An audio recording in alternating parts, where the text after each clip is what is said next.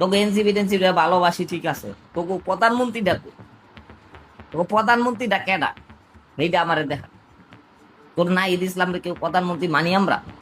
ওর বয়স হয়েছে প্রধানমন্ত্রী না? আমার বয়স হয়েছে, আমি প্রধানমন্ত্রী হিসাবে ভাইরাল করি নিজের, কিন্তু আমার কি বয়স হয়েছে? আমি প্রজন্ম প্রধানমন্ত্রী, ভবিষ্যৎ প্রধানমন্ত্রী। তোরা ভবিষ্যৎ প্রধানমন্ত্রী, তোকে আমরা সম্মান করি, স্নেহ করি।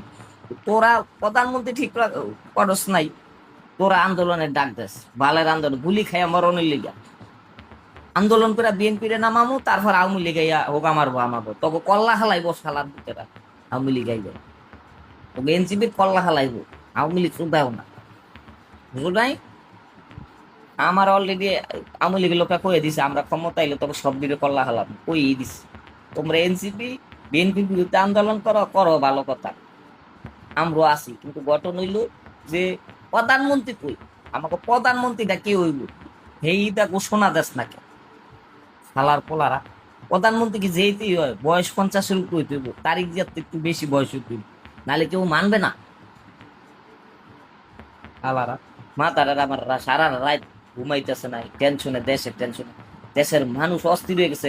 কবে জানি তোকে পিডাই রে, আমরা সাপোর্ট দিয়ে রাখতাম না, এই ছাত্র দল পিডাইবো, তারপরে এই এনসিপির ছাত্র দল পিডাইবো, আওয়ামী লীগও পিডাইবো, আমরা কিছু কইতাম না, আমরা কইলে আমাগো পিডাইবো।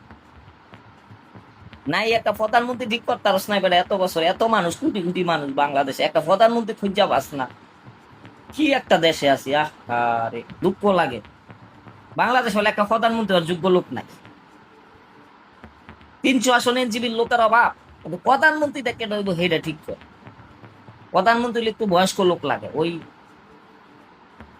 হাসনাত আবদুল্লাহ, সাজিস আলম, ওই নাহিদ ইসলাম, এগুলিতে প্রধানমন্ত্রী হইব না।